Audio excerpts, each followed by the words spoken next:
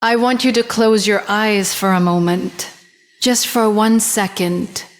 I want you to think about the heaviest thing you are carrying right now, that burden, that weight, that thing that wakes you up at 3 in the morning and steals the peace from your chest.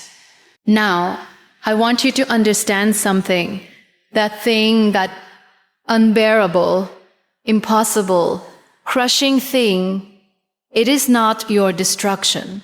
It is your becoming.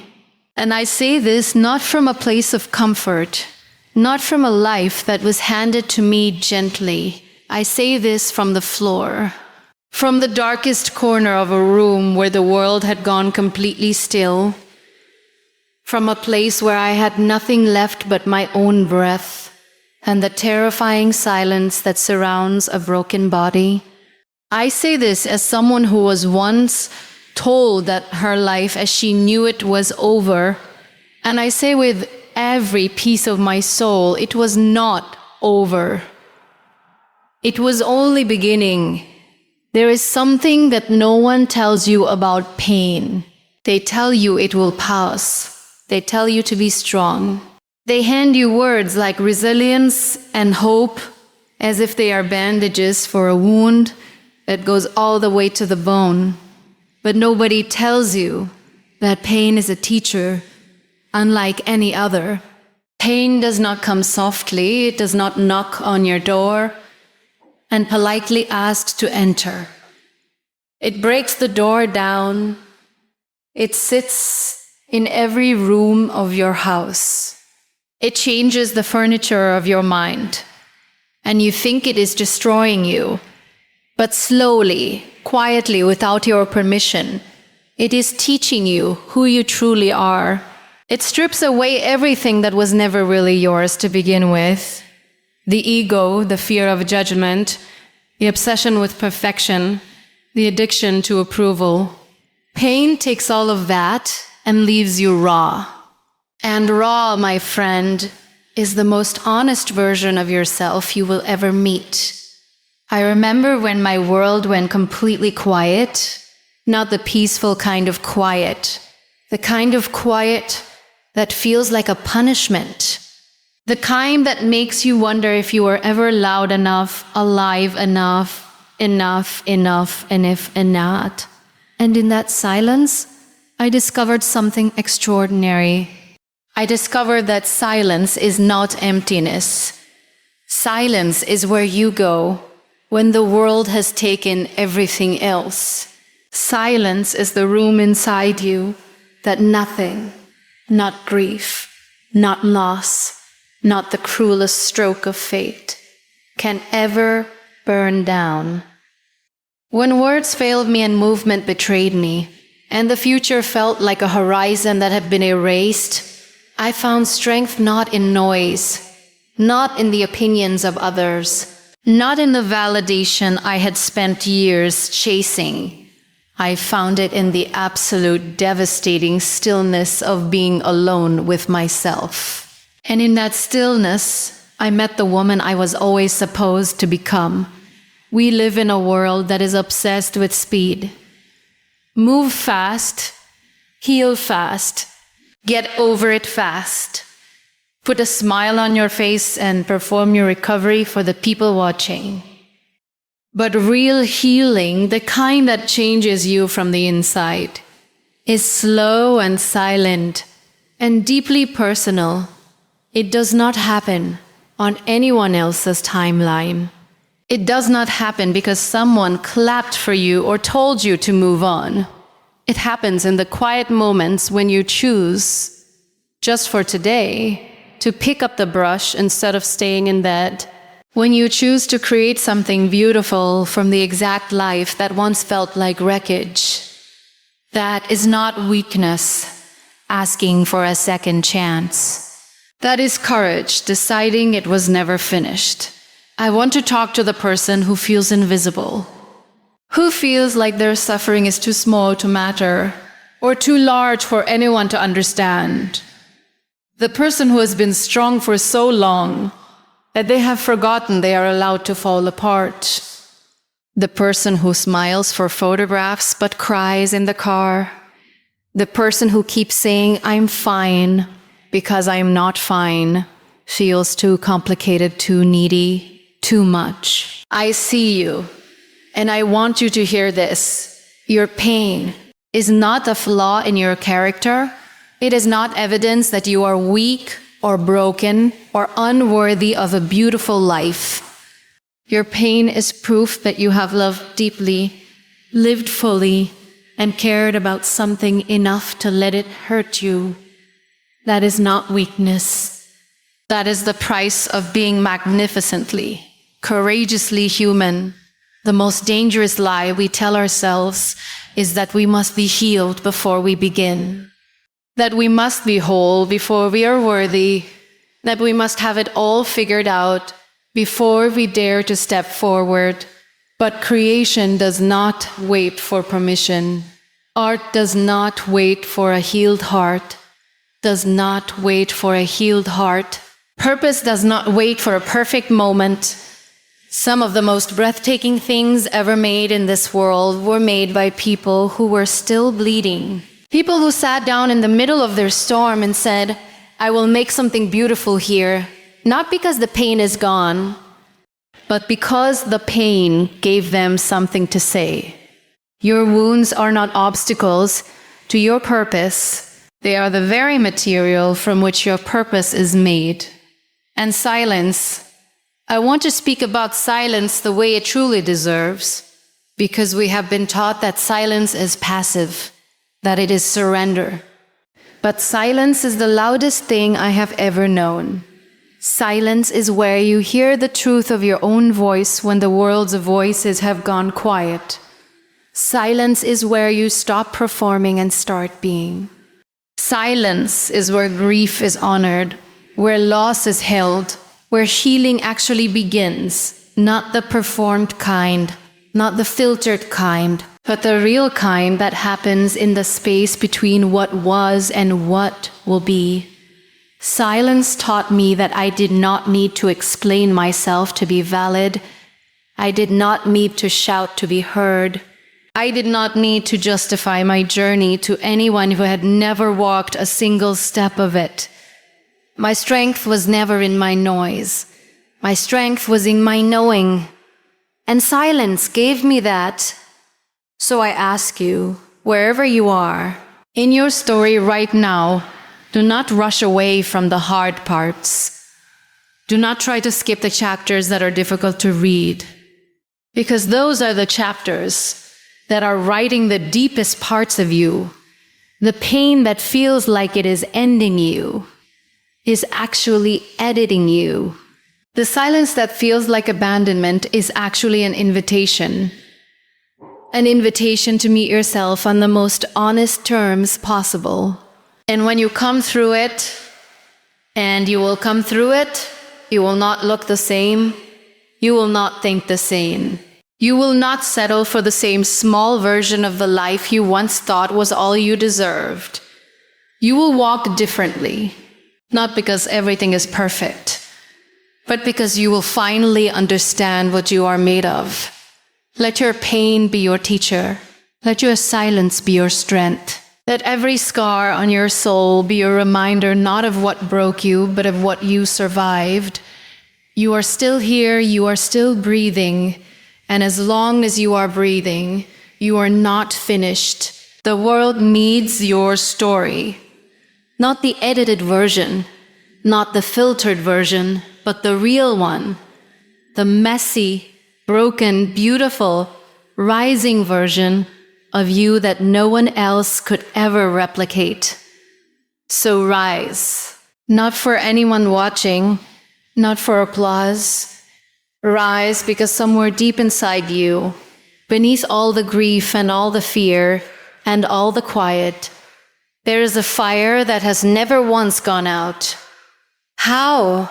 And it has been waiting patiently and faithfully for you to remember it is there. Pain is not your enemy. Pain is your editor. And I say this not as a motivational phrase, painted on a wall or printed on a coffee mug. I see this as a truth that was carved into me slowly, painfully, and without my consent. Because nobody chooses pain. Nobody wakes up in the morning and says, "Today I want to be broken. Today I want to lose everything I thought was mine. Today I want to sit in the rubble of the life I carefully buck.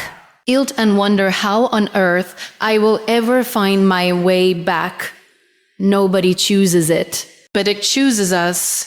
And what we do in the choosing, how we respond in the moment when pain walks through the door and refuses to leave, that is where everything changes. We have been taught from the time we were very young that pain is something to be avoided, something to be medicated, silenced, pushed down, and gotten over as quickly as possible. We treat it like an inconvenience, like a roadblock on the way to where we were supposed to be going. We apologize for it. We hide it. We perform happiness over the top of it, because the world is more comfortable with our smile than with our truth. And in doing all of that, in running from the very thing that was sent to teach us, we delay the most important education of our lives. Because pain, when you stop running from it and actually turn around and face it, is the greatest teacher you will ever have. Not the kindest, not the gentlest, but the greatest. Think about every significant transformation in your life. Think about every moment when you genuinely grew, not just in knowledge, not just in skill, but in soul. Think about the times when your character deepened, when your empathy expanded, when your understanding of yourself and the world around you became something richer and more complex than it had ever been before. I want you to honestly ask yourself, were those moments born from comfort? Were they born from the easy days, the smooth seasons, the times when everything was going exactly according to plan? Or were they born from the nights that broke you open, from the losses that left you speechless, from the moments when the ground beneath your feet simply disappeared and you had nothing left to hold on to but your own will to survive? The answer is already living inside you. You already know pain does something to a person that nothing else can replicate. It removes the unnecessary. It is ruthless in its editing. All the things you were carrying that were never truly yours. The masks you wore for other people. The identities you performed to earn approval. The dreams you were chasing because someone else told you they should matter. Pain takes all of it. Not gently, not politely. It takes a fire to what no longer belongs to you and burns it to the ground. And yes, in the moment, it feels like destruction. It feels like you are losing yourself. But what is actually happening is far more profound than loss. What is actually happening is that you are being returned to yourself, the real self, the one that was buried under years of expectation and pretense and fear. Pain excavates that person, and when you finally meet them, raw and unguarded and real, you realize you were never lost. You were only hidden. There is also something deeply humbling about pain that we rarely acknowledge. It equalizes us. It reminds us that beneath every achievement, every title, every carefully constructed image of strength and success, we are human beings who feel deeply and break genuinely and need one another profoundly. Pain removes arrogance. It dissolves the illusion that we are in control, that we have everything figured out, that we are somehow immune to the difficulties that visit every other life. When pain arrives, and it arrives in every life without exception, it sits you down and says, quietly but firmly, you are not above this. You are not separate from this. You are in this completely and entirely, just like everyone else. And there is a strange grace in that. There is a strange relief in being reminded that your humanity is not a weakness, it is your most essential truth. Pain also teaches you the difference between what you want and what you need. Before pain, we often spend enormous amounts of energy chasing things that sparkle, approval, validation, the kind of success that looks impressive from the outside but feels hollow on the inside. We measure ourselves by metrics that were never designed for the fullness of a human soul. And then pain arrives, and all of that falls away instantly. In the hardest moments of your life, you do not think about your follower count. You do not think about whether you are impressing the right people. You think about love. You think about meaning. You think about the moments that were genuinely alive, the connections that were genuinely real, the times when you were present enough to actually feel your own life passing through you. Pain clarifies. It burns away the trivial and leaves only what is essential. And once you have seen what is truly essential, you cannot unsee it. It changes the way you live forever. And perhaps the most extraordinary thing pain teaches, the lesson that takes the longest to learn but cuts the deepest when it finally lands, is that you are stronger than you ever believed possible. Before you were tested, strength was just a word. It was something you admired in other people, something you hoped you might have if the moment ever called for it, something you were quietly uncertain you actually possessed. And then the moment came. The moment that asked everything of you, and you did not disappear. You did not crumble beyond recognition. You bent, yes. You broke, perhaps. But you are here. You survived the thing you were certain would finish you. And that knowledge, that lived, embodied, unshakable knowledge of your own resilience, is something that no success, no achievement, no easy season of life could ever have given you. Only the hard road gives you that. Only pain teaches you, in a way that goes all the way into your bones, exactly who you are. Silence is not the absence of something. Silence is the presence of everything. And until you have been forced into it, truly forced, not by choice, but by circumstance, not by a peaceful retreat, but by a life that suddenly became so loud in its breaking that the only thing left afterward was stillness, you cannot fully understand what silence is capable of doing to a person. We live in a world that has declared war on silence. Every moment of quiet is treated as a vacancy to be filled. We reach for our phones before we have even opened our eyes in the morning. We fill our commutes with noise, our meals with screens, our evenings with the endless scroll of other people's lives. We are so afraid of what we might hear if the noise stopped that we have made busyness into a religion and distraction into a virtue. And in doing so, we have cut ourselves off from the single most powerful source of strength we will ever have access to, the truth that lives inside us when everything else goes quiet. I know what it is to be forced into silence, not the kind you choose on a Sunday morning with a warm cup of tea, the kind that is handed to you without warning, the kind that descends when the world as you knew it stops, when the future you had planned dissolves, when the body or the heart or the mind reaches a point where it simply cannot produce noise anymore. That kind of silence is terrifying at first. It feels like a punishment. It feels like isolation. It feels like the world has moved on without you and left you alone in a room with nothing but your own thoughts and the unbearable weight of everything you can no longer control.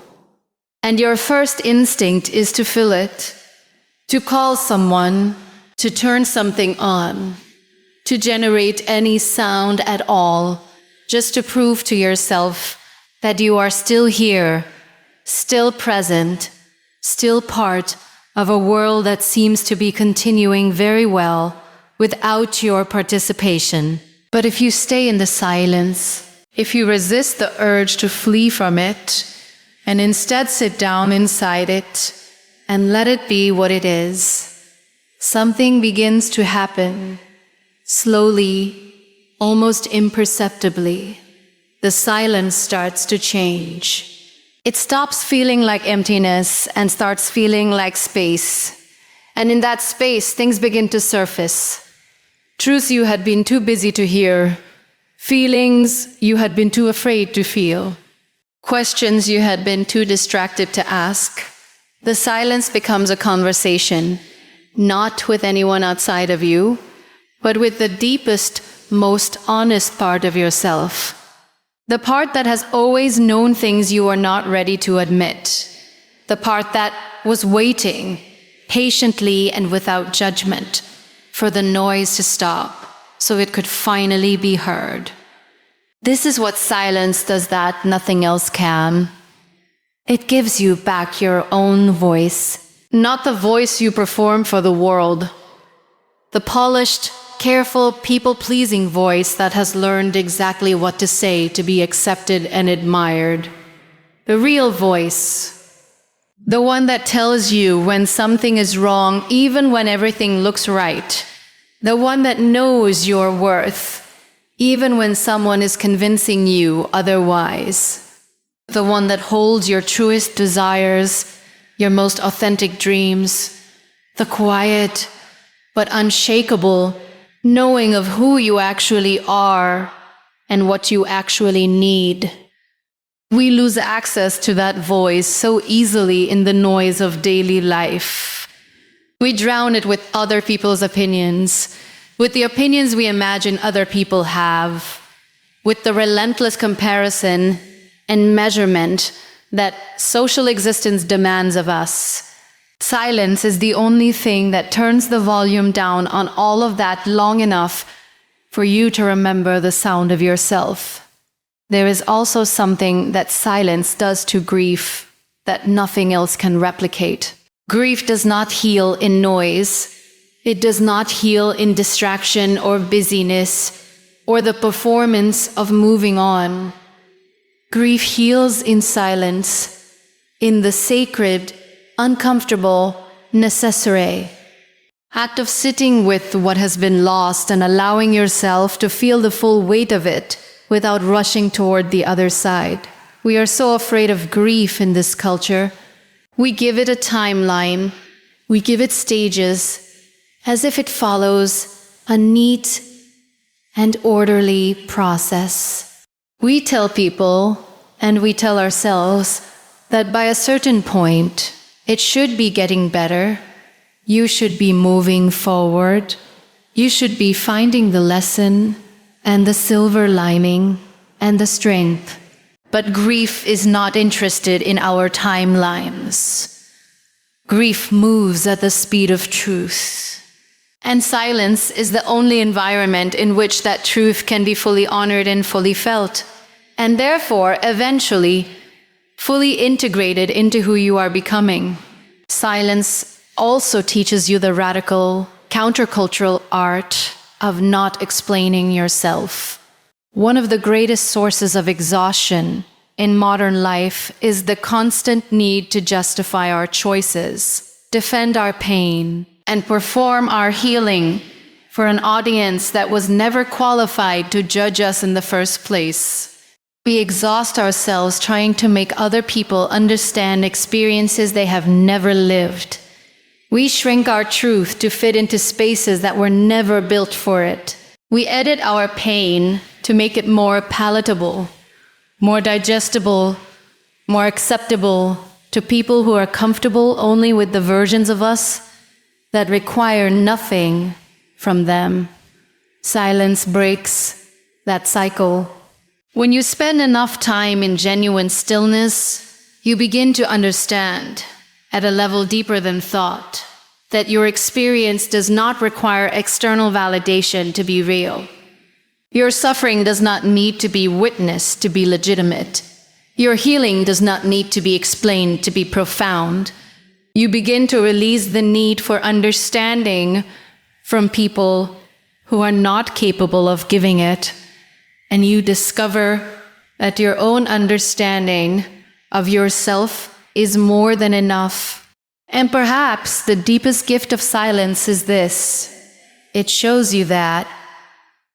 See, you are not the noise around you, you are not the crisis, you are not the diagnosis, you are not the heartbreak or the failure or the loss or the label that the world attached to you in your hardest season. Those things happened to you, yes. They shaped you, yes. But in the silence, you discover that beneath all of it, there is something in you that was never touched. Something steady, something clear, something that existed before the pain arrived and continues to exist in spite of everything that tried to diminish it. That is your core. That is your strength. And silence is the only place quiet enough for you to finally hear it. You have been waiting for a version of yourself that does not exist yet. You have been standing at the edge of your own life, been looking out at everything you want to do, everything you want to create, everything you want to become, and telling yourself quietly, persistently, with a gentleness that feels almost like kindness, but is actually the most sophisticated form of self-sabotage, that you will begin when you are ready, when you are healed, when the grief has passed and the wounds have closed and the weight you have been carrying finally lifts from your shoulders. You have been telling yourself that wholeness is a prerequisite for worthiness, that you must arrive at some imagined destination of okayness before you are permitted to take up space, pursue your purpose, and live the full dimension of the life that was always meant for you. And that belief, however understandable, however human, is the single most expensive lie you will ever tell yourself. Because healing is not a destination. It is not a finish line you cross and then, finally, with a clean bill of emotional health and all your wounds neatly resolved, you begin. Healing is something that happens alongside living. It happens in the creating. It happens in the reaching. It happens in the terrifying, imperfect, gloriously messy act of showing up for your life, even when you do not feel ready, even when the ground beneath you still feels unsteady, even when part of you is still sitting in the wreckage of something that broke you. The waiting does not heal you. The doing heals you. And every day you spend waiting for conditions that will never be perfect is a day your purpose waits, your gifts wait. The world that needed what only you could offer waits in silence for a beginning that keeps being postponed. Think about what you are actually saying when you tell yourself you will begin later. You are saying that the version of you that exists right now, the one carrying the grief, the one still tender from the loss, the one who has not yet figured everything out, is not enough. That she needs to be fixed first. That he needs to be more together, more healed, more impressive, before the dream deserves to be pursued. And I want you to sit with how cruel that is. Not cruel in a judgment. I understand it completely. I have lived it completely, but cruel in its effect, because you are taking the person who has already survived so much, who has already demonstrated a resilience that most people will never be called to show. And you're telling that person that they are still not enough, that survival is insufficient, that strength in the middle of suffering does not count, that only the polished, reconstructed, fully recovered version of you deserves to move forward. And that is simply not true. That has never been true. And somewhere inside you, beneath all the waiting, you already know that. The greatest art in human history was not made by people who had it together.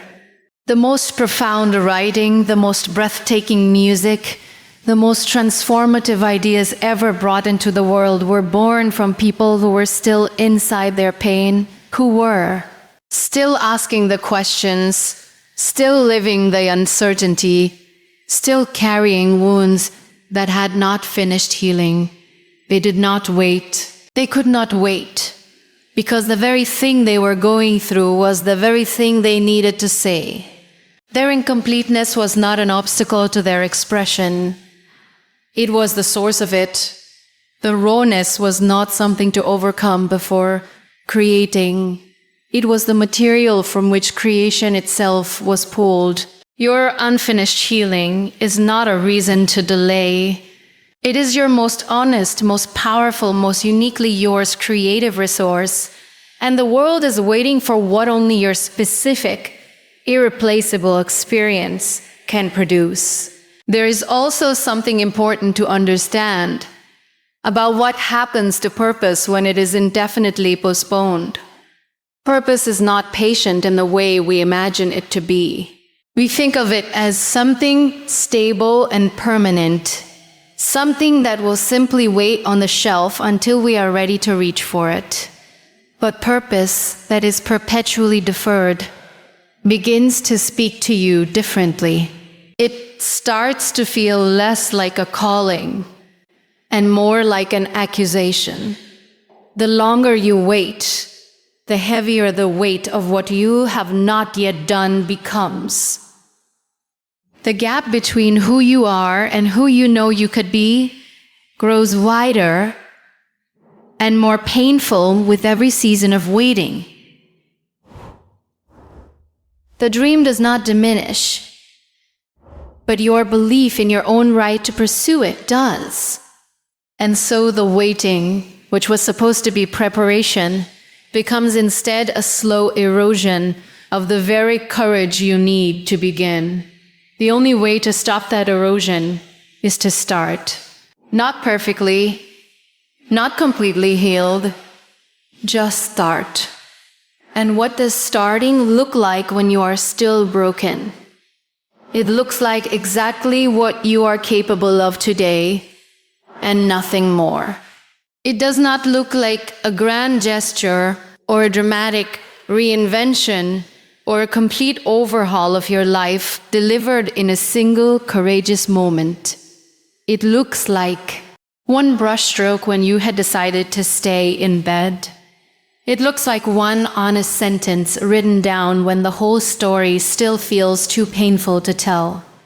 It looks like one small act, a forward motion in the direction of what matters.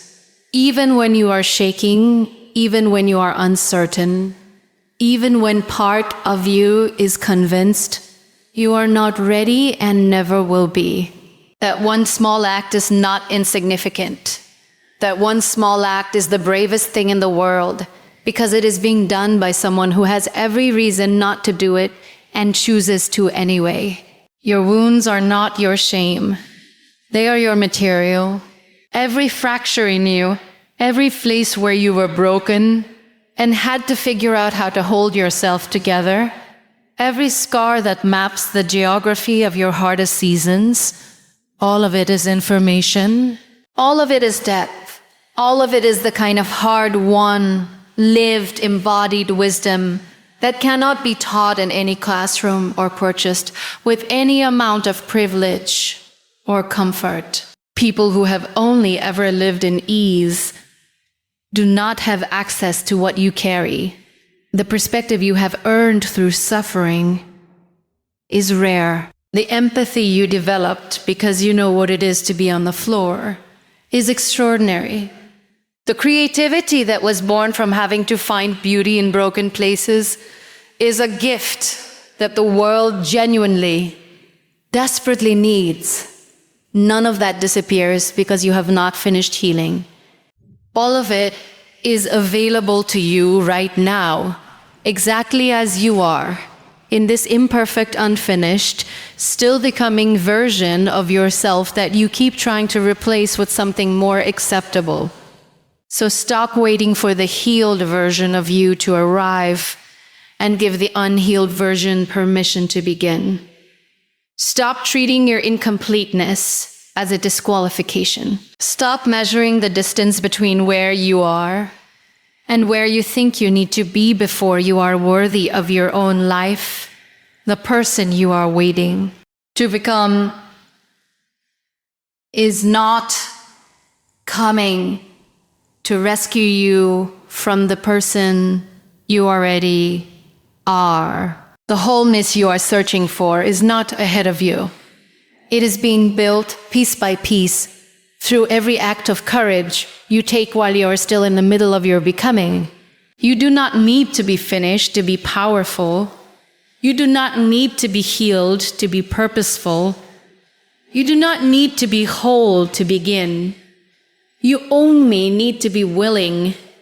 And willing, you already are, because you are still here, still reading, still reaching, which means the fire in you has never once agreed with the part of you that said it was too late. Everything I have spoken about today, the pain that teaches, the silence that strengthens, the wounds that become the very material of your purpose, it all leads to one single, undeniable truth. You were never meant to arrive at this life fully formed, perfectly healed, and completely ready. You were meant to arrive exactly as you did, broken in some places, tender in others, carrying things that were heavy and scars that were real, and questions that still do not have answers. You were meant to arrive in the middle of your becoming, because the becoming never stops. It does not stop when the pain eases. It does not stop when the silence finally feels like peace instead of punishment. It does not stop when you take that first brave step toward the purpose you kept postponing. It continues endlessly and beautifully for as long as you are willing to stay in the conversation with your own life. What I want you to carry from this moment is not inspiration that fades by morning. Inspiration is easy. Inspiration is the warm feeling in your chest that lasts until the first obstacle reminds you how hard the road actually is. What I want you to carry is something deeper and more durable than feeling. I want you to carry a knowing, a bone deep, unshakable, lived knowing that the hardest chapters of your story were not mistakes. They were not punishments. They were not evidence that you were doing life wrong, or that you were somehow cursed, or forgotten, or less deserving of beauty than the people around you, whose lives appeared easier from the outside. Every hard thing that found you was finding you specifically, because you were capable of surviving it, learning from it, and eventually transforming it into something that the world desperately needs. Pain was your teacher. And what a brutal, brilliant, irreplaceable teacher it was. It did not give you easy lessons or comfortable assignments.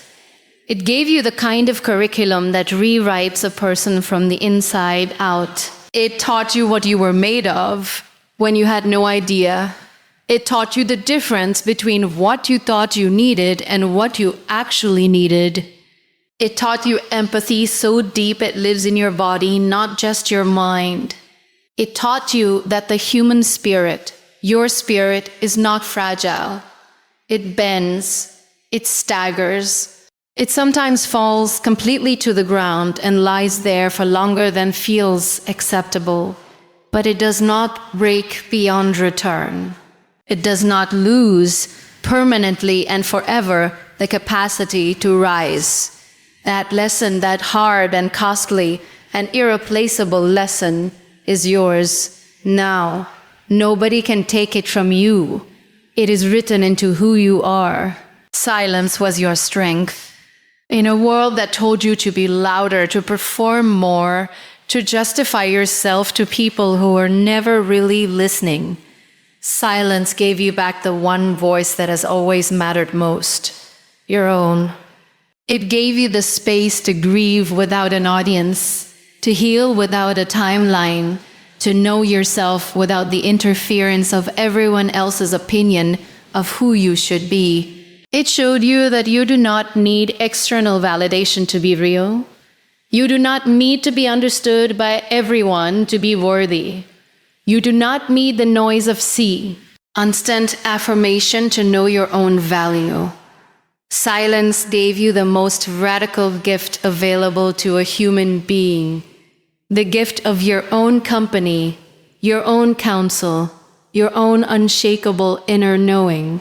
And that is a gift that will sustain you in every season ahead, especially the ones that are still difficult, still uncertain, still asking things of you that you are not sure you have left to give.